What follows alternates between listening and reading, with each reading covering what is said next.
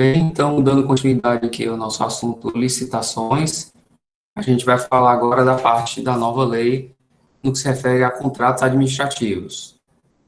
Então, a lei também trouxe várias inovações na temática de contratos e a gente precisa aqui comentá-las para que, se for o caso, em contato novamente com isso, é necessário saber das atualizações. Então, um contrato, para quem nunca estudou contratos no direito civil, contrato público e privado, ele tem mais ou menos o mesmo objetivo, né? São acordos de vontades, é um ato meio que bilateral. Uma parte tem uma intenção, uma vontade, outra parte tem outra vontade.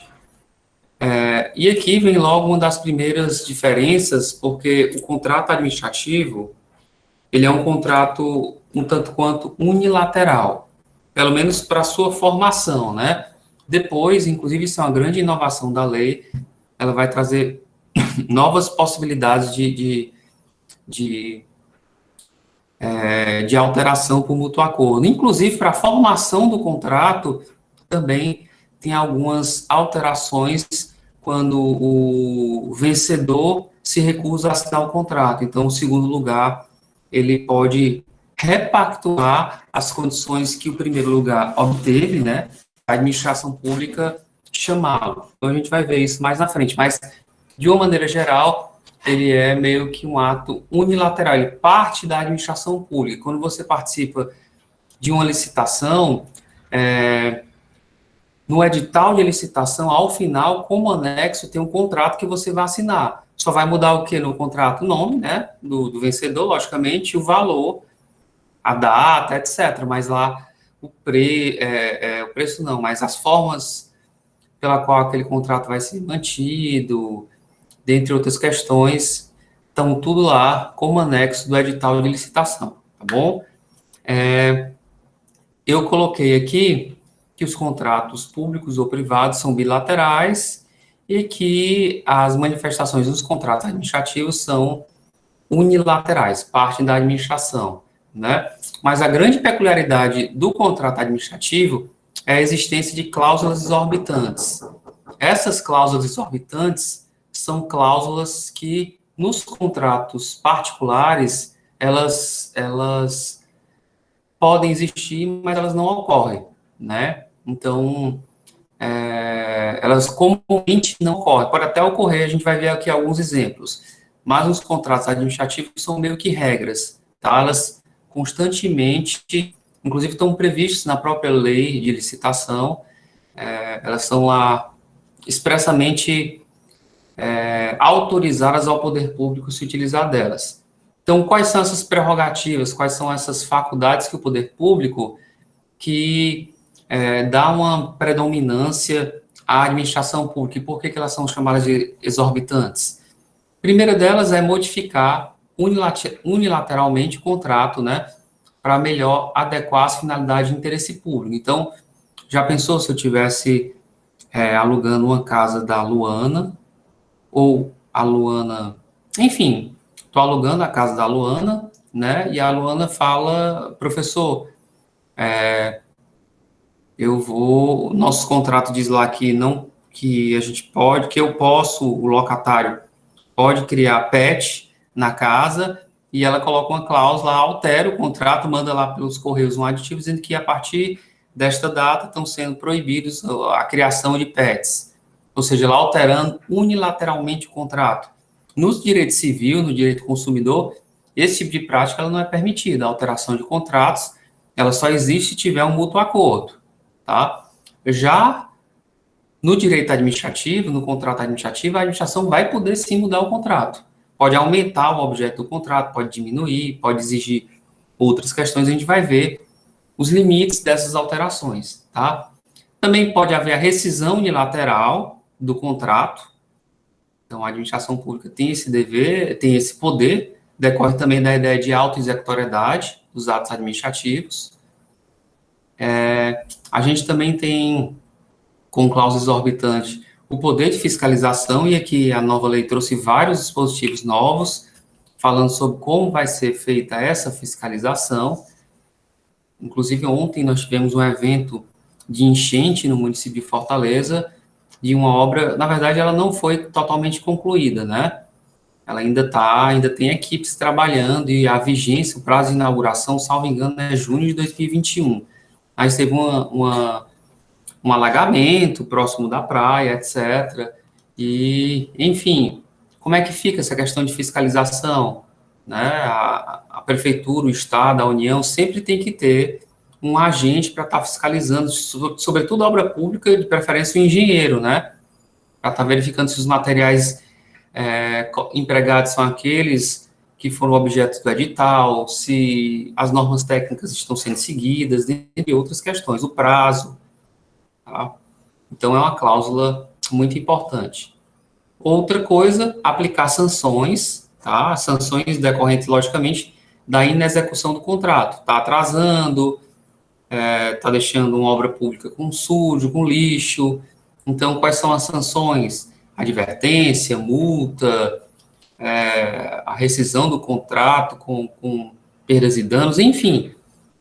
O que é possível a administração fazer? Nós vamos estudar isso. E tem também a previsão de ocupação provisória de bens móveis e imóveis e do pessoal, né?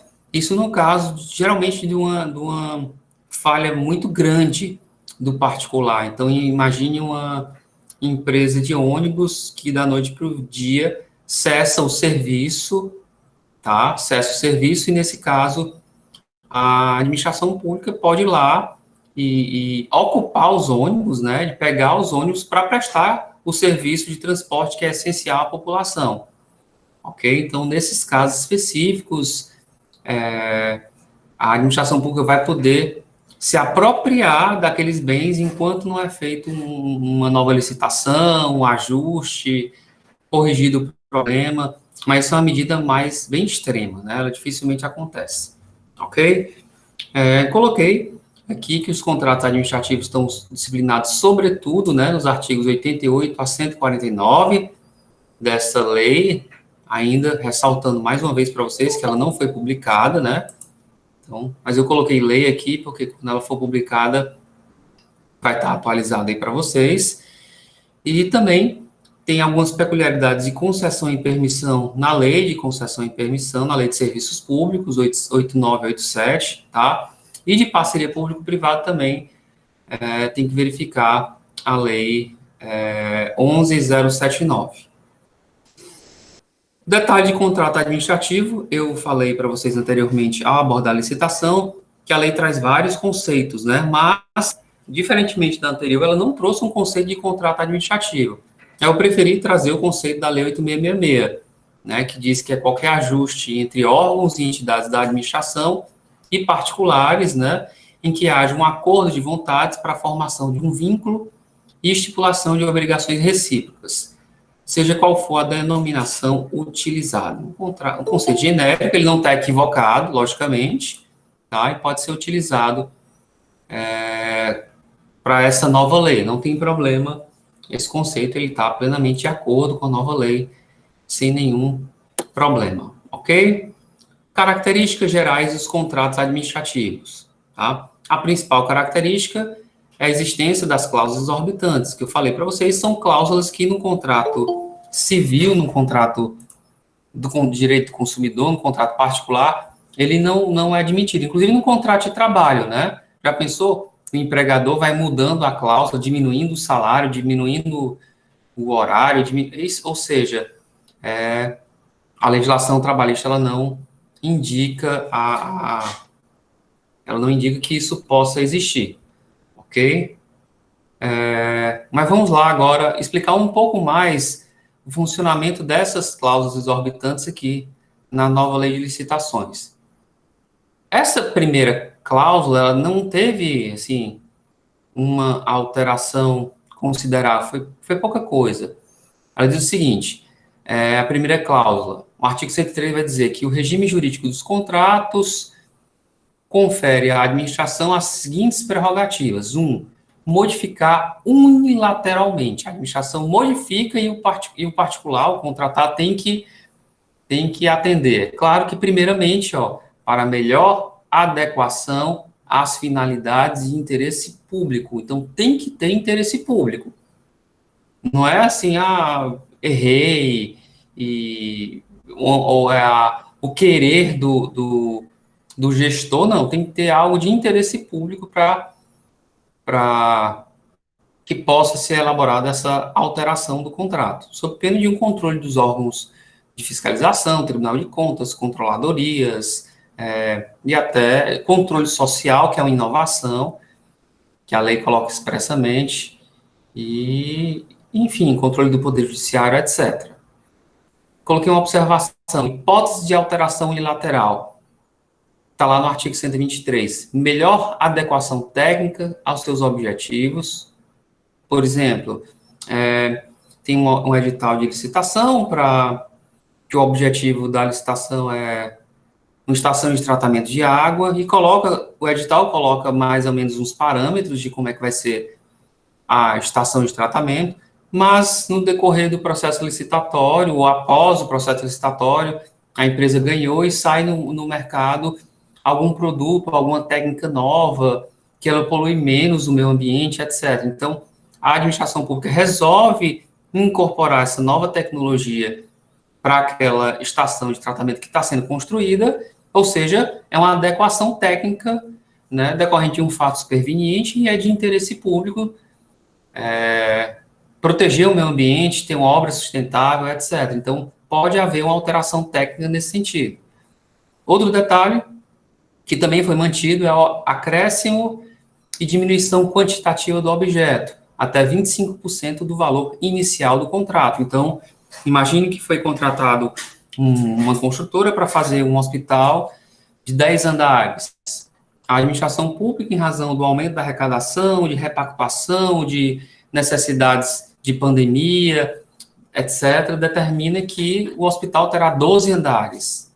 Então, está dentro do limite de 25%, logicamente que a empresa que vai fazer a construção, ela vai ter que receber uma remuneração maior, tá bom? Ou então diminuir para 8 andares. Então, até esse limite de 25%, inclusive comprar. Se eu estou comprando 1.000 ar-condicionados ou veículos, pode comprar ou para mais ou para menos 25%. Logicamente que tem que ter interesse público, logicamente que isso tem que ser justificado, ok? Lembrando que se for reforma o edifício, o equipamento, esse limite pode ser de até 50%, porque quando você vai fazer uma reforma, né, e vão aparecendo problemas de instalação elétrica, de coberta, hidráulica, então, se eu pensei em gastar 100 mil reais, aquela reforma pode chegar até 150 mil reais, ou seja, o limite 50%, ok? Então, esse tipo de modificação pode ser unilateral. A administração pública chega lá, eu quero que você faça isso, claro que é com interesse público, e o particular vai ter que se sujeitar. Logicamente que, se for um acréscimo de obra, vai ter que receber mais. Se for um decréscimo, ele vai receber menos, etc. E se ele tiver comprado toda a mercadoria, aí vão ser feitos ajustes, indenizações, a própria lei também vai prever isso. O que mais? Quando conveniente a substituição da garantia de execução, ou seja, às vezes nas contratações públicas, a administração pública pode exigir uma garantia, uma fiança bancária, então pode ser permitida a substituição, o aumento da garantia, enfim, a modificação da forma de pagamento ou questões desta natureza, ok? Coloquei aqui o artigo 125, que as alterações unilaterais, a que se refere esse inciso, não podem transfigurar o objeto da contratação, ou seja, não pode alterar completamente a lógica ou o objeto do contrato. Foi bem interessante essa inovação, apesar de ser um tanto quanto de lógica jurídica, mas a lei trouxe isso que tinha em alguns precedentes dos tribunais de contas. Ok? 2. Só um minuto.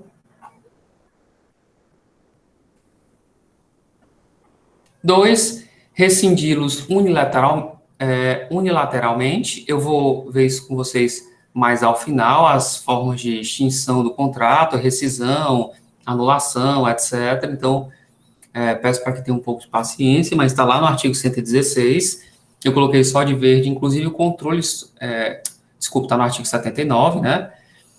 3, fiscalizar a execução.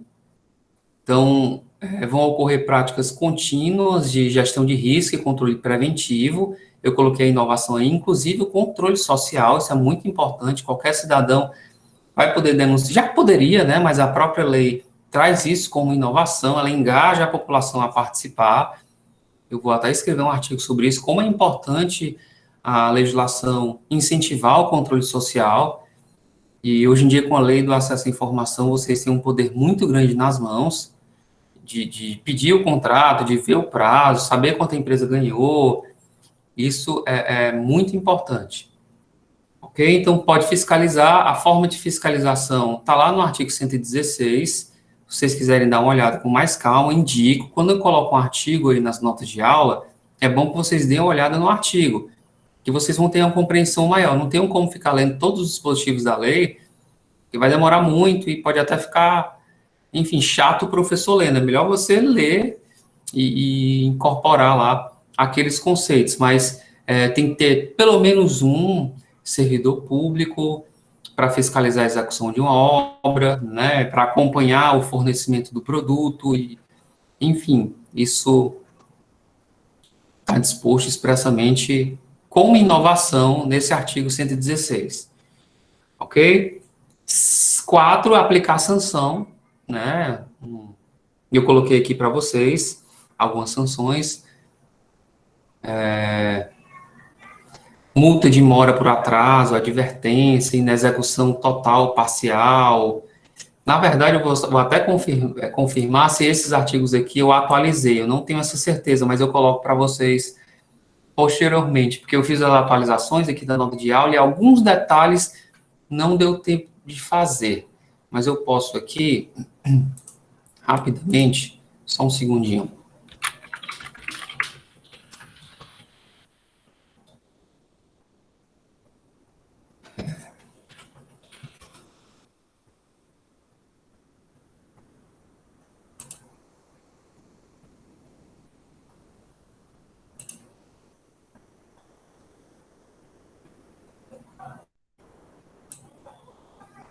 Deixa eu chegar aqui no artigo 86.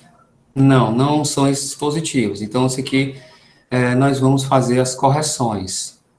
Deixa eu colocar lá quais são.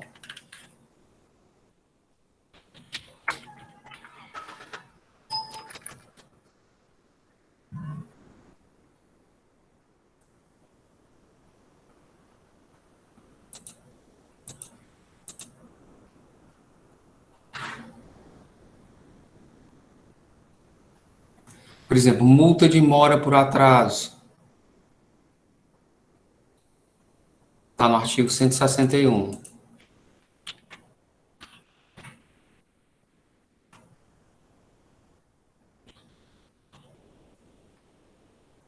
Advertência.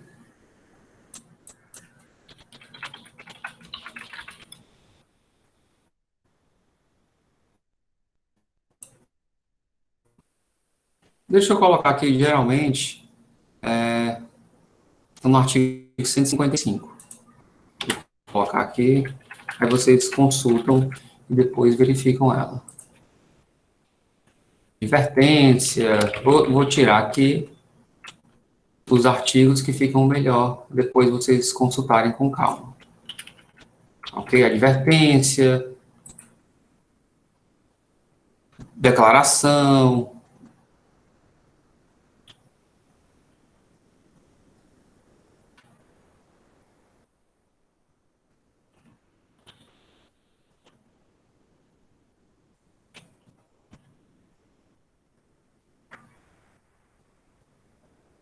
Ele coloca aqui impedimento de licitar e contratar.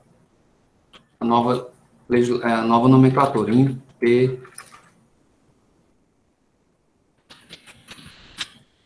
de licitar e contratar. E, por fim, a ABCDE, a declaração de inidoneidade para licitar ou contratar.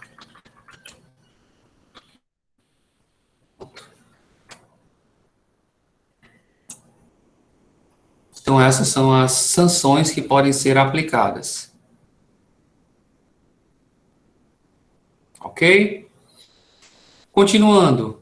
Ocupação provisória de bens. Eu já havia falado com vocês essa possibilidade lá no início da obra, lá no início da aula, né? Lembrando que isso é uma medida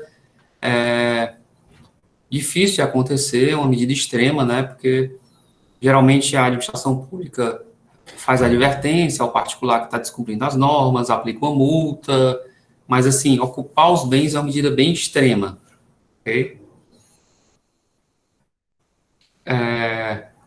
Lembrando também que as cláusulas econômico-financeiras não vão poder ser alteradas, tem que ter um equilíbrio contratual, isso aqui também está bem previsto na nova lei, ela repete em diversos dispositivos a necessidade de equilíbrio contratual e manutenção que essas cláusulas possam ser alteradas, mas sempre em consonância com aquilo que vem sendo debatido, tá?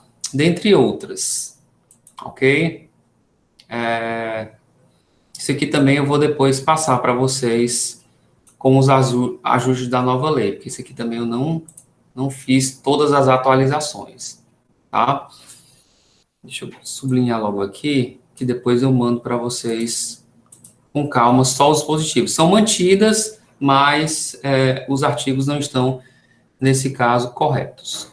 Outras importantes características são consensuais, embora se trate de um contrato de adesão, você só contrata com a administração pública se quiser. Se você não quiser, você não participa da licitação. Então, de certo modo, é um ajuste consensual.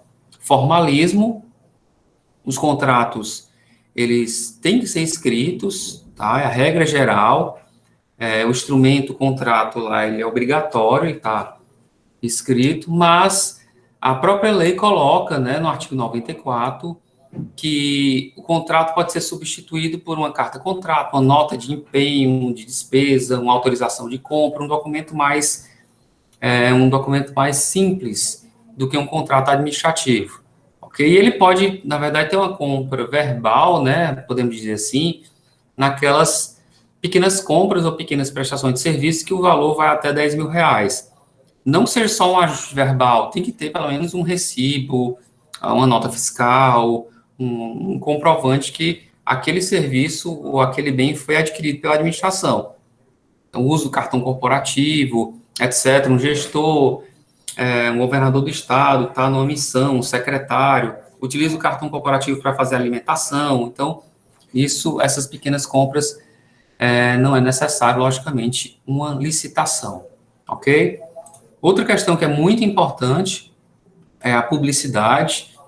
A lei trouxe um capítulo específico sobre um portal nacional de contratações públicas.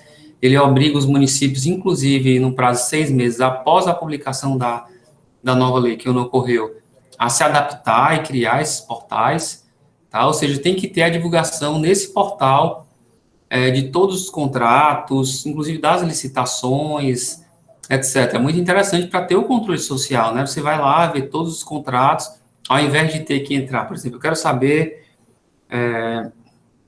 quais são os contratos que envolvem locação de veículos.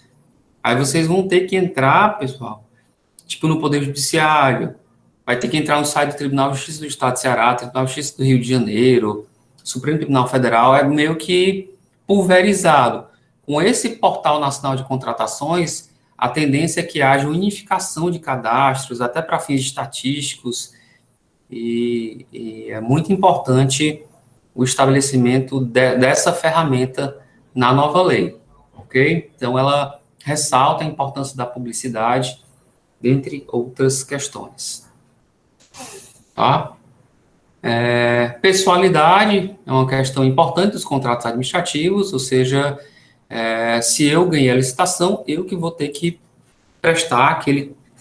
vender aquele produto, prestar aquele serviço, é uma condição natural do contrato administrativo, senão estaria sendo fraudado o processo licitatório, eu entregar o objeto do contrato para outra pessoa, para outra empresa, né? Agora, a própria lei prevê que o contratado poderá, se fui contratado, eu posso subcontratar parte de obras desde que tenha uma autorização no contrato, ou no contrato, ou através de um ajuste posterior. Então, por exemplo, eu acho que eu já falei isso para vocês, a minha construtora foi contratada para fazer uma reforma no estádio de futebol, e aí precisa fazer um gramado. A minha construtora não é especialista em gramados, então eu peço autorização à administração pública para subcontratar para uma empresa que trabalha com jardinagem. O mesmo ocorre com o sistema de som, iluminação, ou seja, partes específicas podem ser objeto de subcontratação, desde que haja a autorização, ok? Artigo 89, deixa eu lembrar aqui, deixa eu subir e descer só um minuto. Sim, isso aqui eu havia comentado no início da aula. Será facultado à administração, quando o colocado não assinar o termo de contrato, ou não aceitar ou não retirar o instrumento no prazo, a convocar os licitantes remanescentes na ordem da classificação, para celebrar o contrato nas condições impostas ou propostas pelo licitante vencedor, né? Então, a empresa ganhou e não assinou, chama o segundo, você quer as mesmas condições do primeiro? Se ele concordar, ótimo. Mas pode acontecer, né, o seguinte, na hipótese de nenhum dos licitantes aceitar a contratação, que é dos moldes do primeiro lugar que ele propôs, que às vezes o primeiro coloca um preço muito baixo, né? E o segundo e o terceiro, não quero, eu quero até contratar com a administração, mas por esse preço eu não posso vender o produto, eu não posso elaborar o serviço, etc. Então, se ninguém concordar, aí pode ser feito um acordo, né? Um ajuste entre o segundo, para ver qual preço ele consegue trabalhar, ok? Então, isso é uma inovação da lei, ela dá mais flexibilidade e autonomia, isso evita que a licitação seja considerada deserta, que ninguém apareça, etc. Ok? Prazo de duração dos contratos. A lei também trouxe algumas inovações aqui nesse tema, né? Geralmente, que a lei anterior, a lei 8666, ela previa vários prazos de prazos máximos, prestação de serviço, compra de equipamento, locação de equipamento de informática, etc. E aqui ela meio que unificou alguns prazos, né? Colocou o seguinte, a duração dos contratos regidos por essa lei será previsto no edital. O edital é que, primeiramente, vai colocar o prazo, né? E serão observadas, no momento da contratação, o exercício financeiro, logicamente, a regra é que você não ultrapasse as despesas de exercício financeiro, porque não tem aquela lei orçamentária anual. Então, você não fica comprando coisas que vão ultrapassar o exercício financeiro, salvo se tiver previsão no plano plurianual. Então, uma grande obra, por exemplo, uma transposição de um rio São Francisco, são questões que ultrapassam um exercício financeiro, um contrato de limpeza urbana, né? São contratos que duram até mais de uma década. Então, há algumas exceções, mas a geral é para aquele exercício financeiro, para aquele ano. Até porque tem aquele plano anual de contratações que eu falei quando estava abordando com vocês a parte de licitação.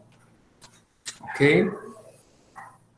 Artigo 105, a administração pública pode celebrar contratos com prazo de até 5 anos, nas hipóteses de serviços e fornecimentos contínuos. Então, coloca aí um prazo máximo, né, que é o plano plurianual, no máximo mais um ano, 5 anos.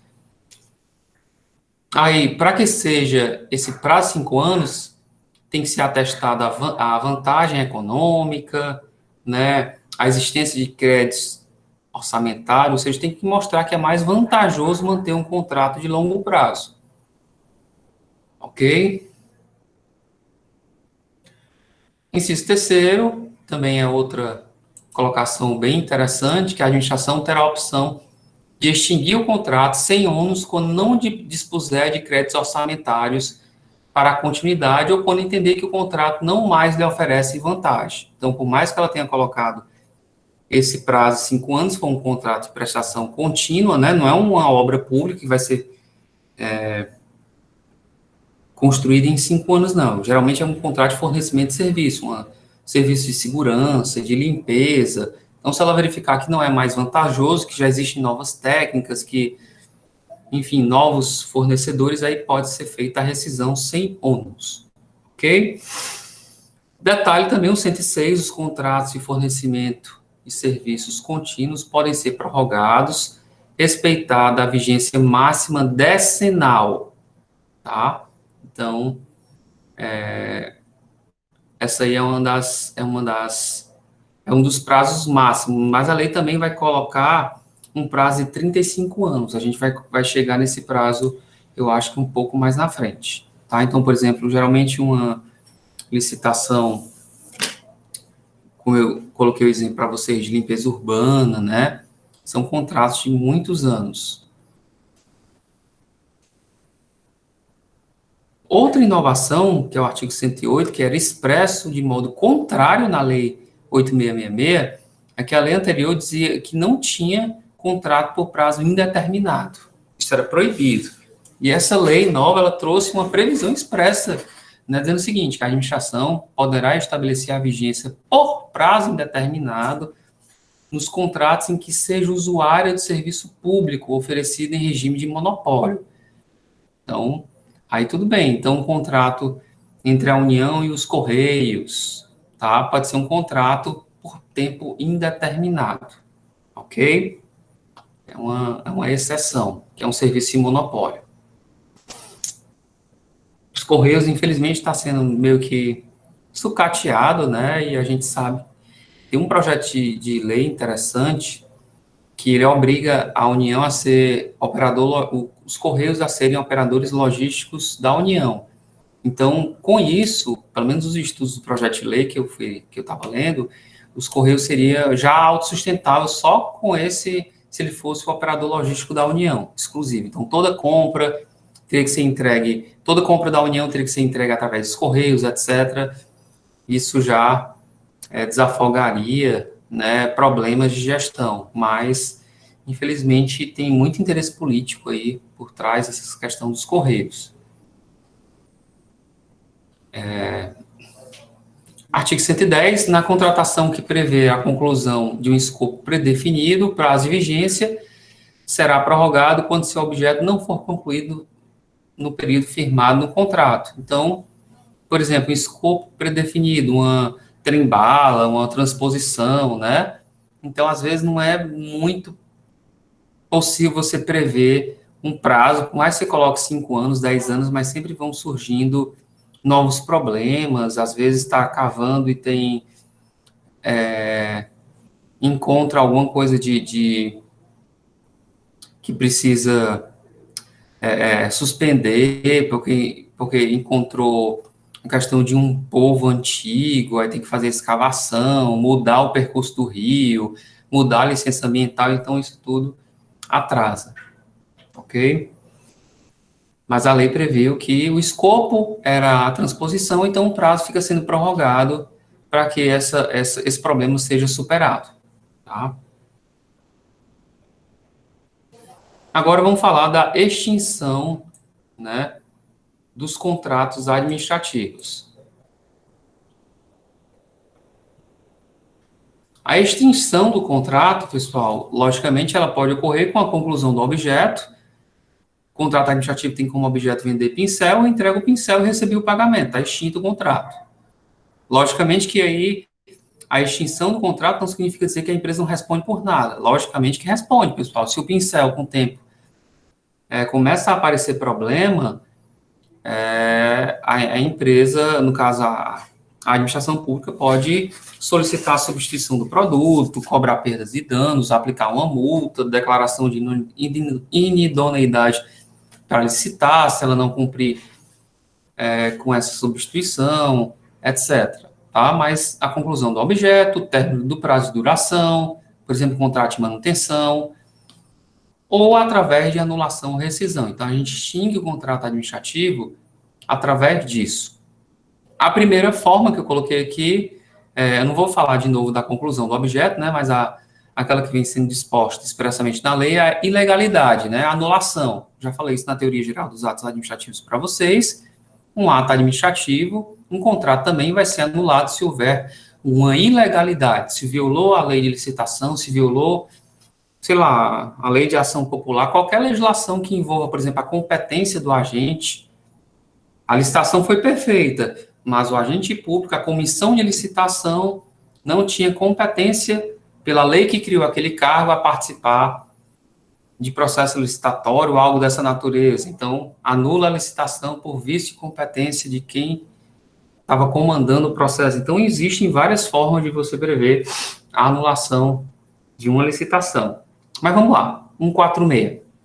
Constatada a irregularidade no procedimento licitatório ou na execução do contrato, se não for possível saneamento, porque às vezes é um vício que pode ser sanado, né?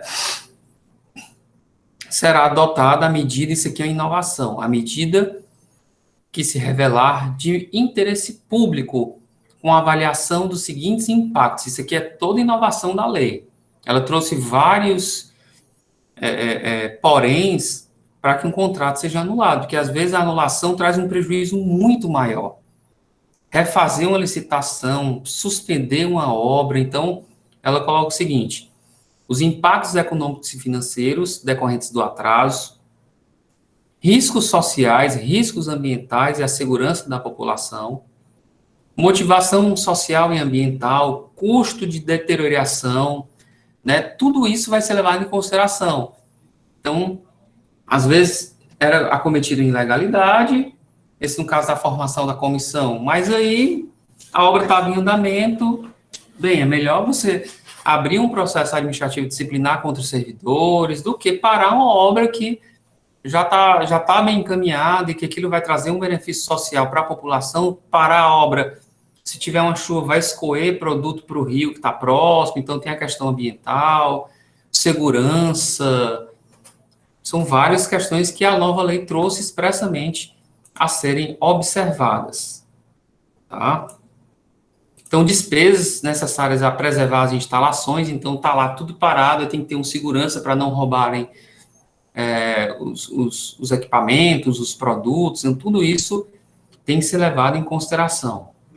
Custo da execução física, fechamento de posto de trabalho, custo de nova licitação, tudo isso será levado em consideração, tá?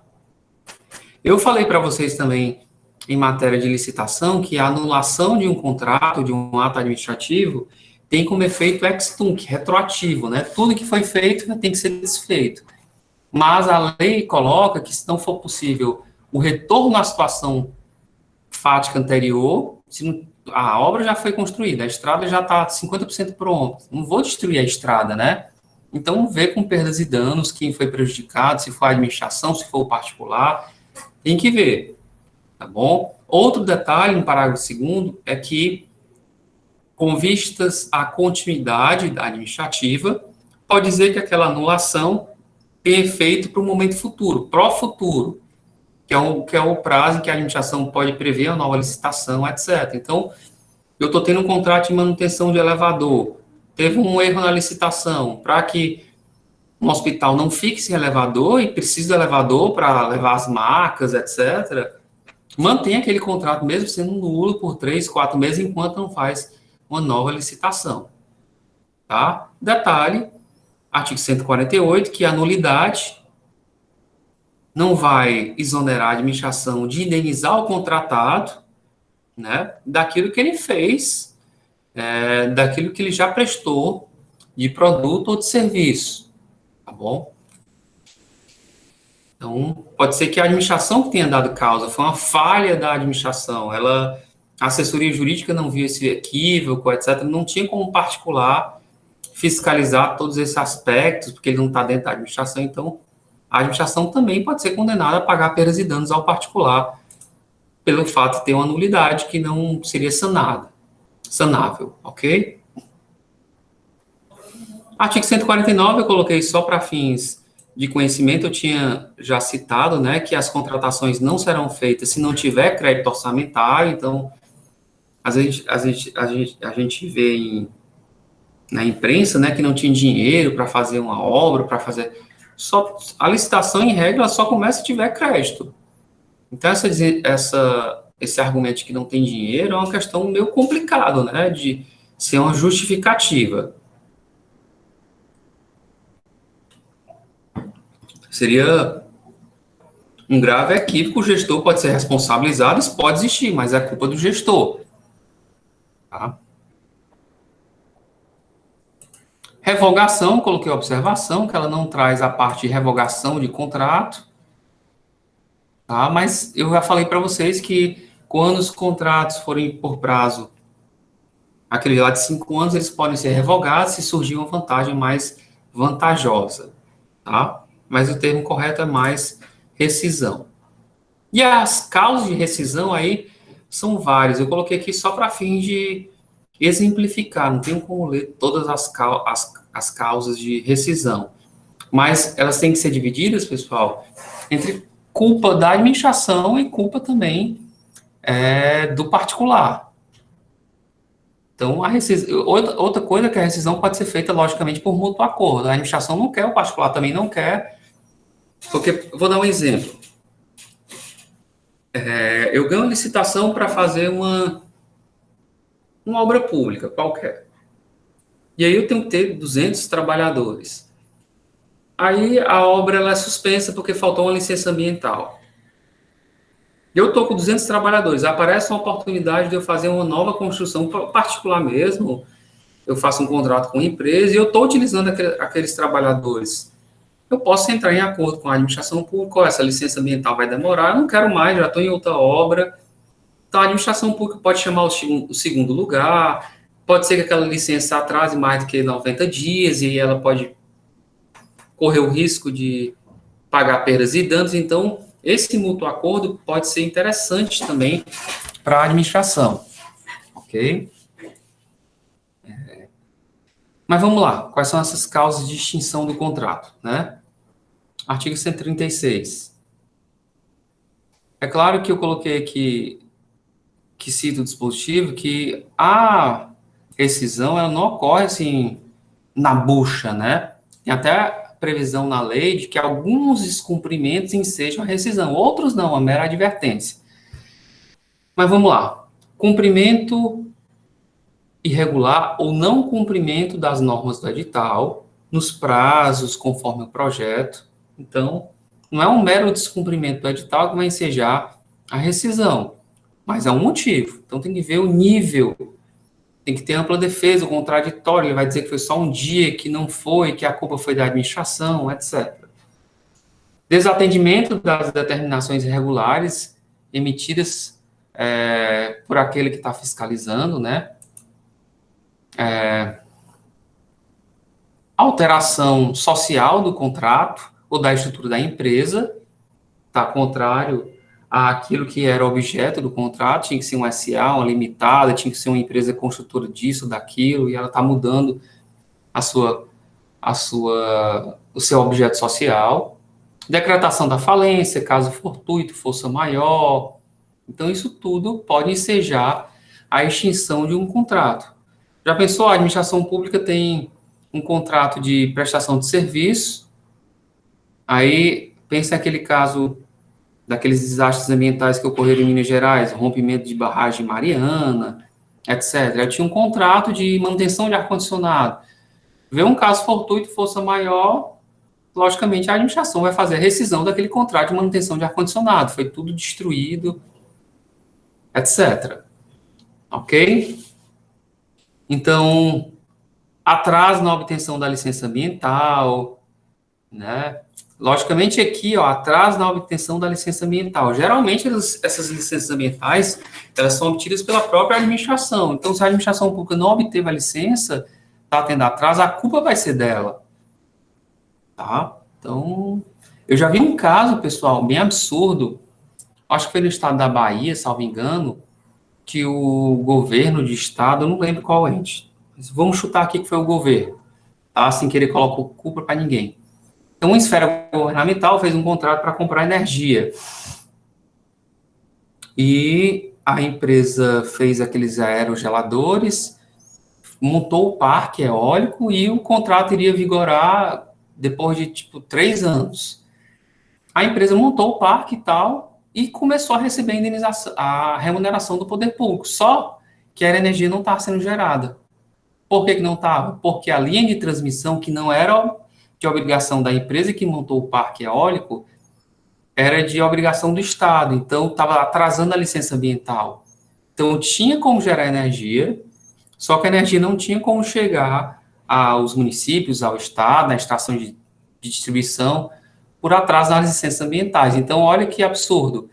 O particular estava lá recebendo alguns milhões por mês, porque colocou à disposição um parque eólico milionário, né? Ele tinha que receber também, logicamente, mas era um prejuízo para o poder público, né? Então, enfim, tinha que ter a responsabilização de quem errou aí, neste caso, tá?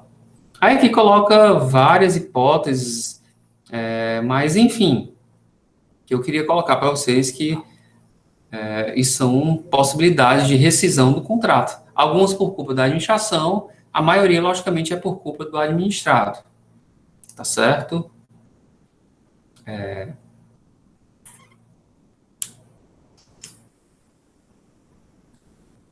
Outro detalhe aqui do parágrafo 2º que ele traz é que o contratado, aqui são casos que o contratado tem o direito de pedir a extinção. Supressão por parte da administração de obras e serviços que acarrete modificação do valor do contrato além do limite permitido. Então, lembra que era para fazer uma obra, uma estrada de 100 quilômetros, eles suprimem mais do que 25%, não, vai ser só 8 quilômetros. Então, se ele quiser, o contratado entra com a ação do Poder Judiciário. Na verdade, isso é bem esquisito, porque se tem o crédito orçamentário, em regra, você não pode suprimir mais do que o limite previsto na lei, mas a lei coloca uma possibilidade, tá? Suspensão da execução do contrato por ordem da administração, tá? Não liberação da administração por parte da administração das áreas no qual vai ser executada a obra pública, dentre outros. Então, a administração pública pode errar e o particular vai no Poder Judiciário e solicita a rescisão. Primeiramente, ele tenta por mútuo acordo. Se não houver esse mútuo acordo, ele procura o Poder Judiciário. Ok? Vou pular um pouquinho aqui, porque eu coloquei aqui outras inovações. E depois eu queria...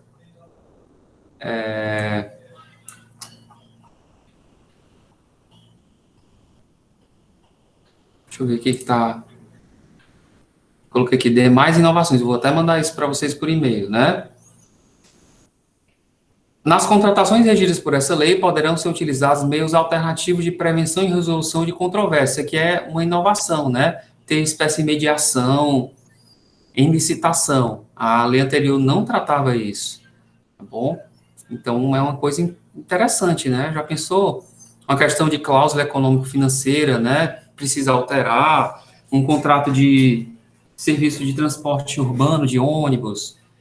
Aí, nesse caso,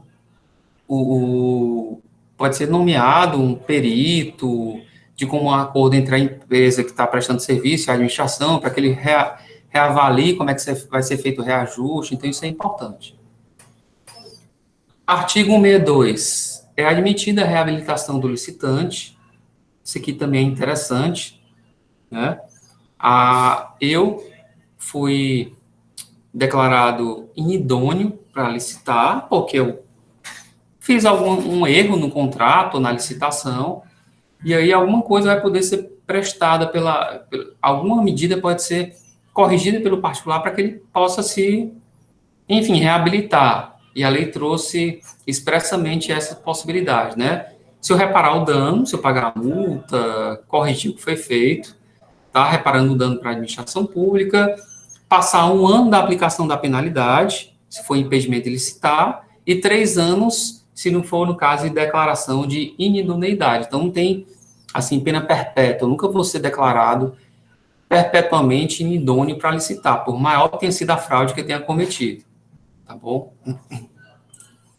E tem que ter também a análise jurídica prévia quanto aos requisitos a assessoria jurídica vai trazendo. ok? Então, eu trouxe também essas inovações. E, por fim, eu queria falar aqui de convênios administrativos, pessoal. Que convênio não é contrato administrativo.